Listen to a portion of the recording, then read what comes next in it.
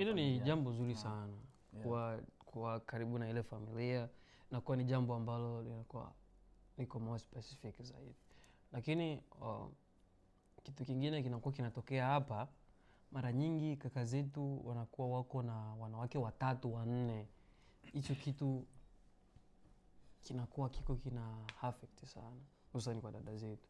Sasa hii imekaaje nyinyi kama kaka zetu wanatongoza wanawake 3 4? Ndio ulijali ama kujua kutongoza sana, ama watu wakujue wewe ni mtu wa wanawake sana, ama imekaaje kitu usipate kuelewa?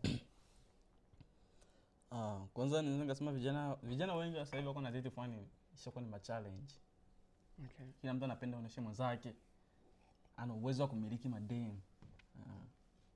Ana uwezo wa kumiliki hata wanawake 5 sasa hivi.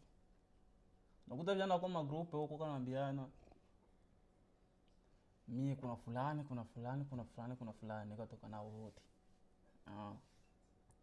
Yoko wanakuwa hajielewi. Yaani mnakuga siri zenu zinakuwa ziko wazi. Wao usiko wanafikiria tu kuna date na wanaume. Mwanaume aka sijui niseme aje. Usiko unafikiria kuna una date na mwanaume. Unafikiria uko peke yako. Ila mimi wangu wako peke yake.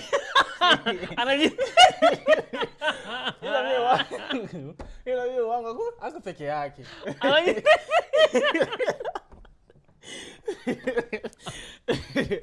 Ila kwa wengine huko ya.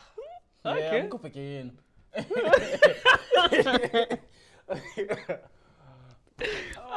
Yeye anajitetea anasema wake iko peke yake. Kwa wengine amko peke yenu. Mko peke yenu. Kwa hiyo anaona kwa wengine kwa wengine.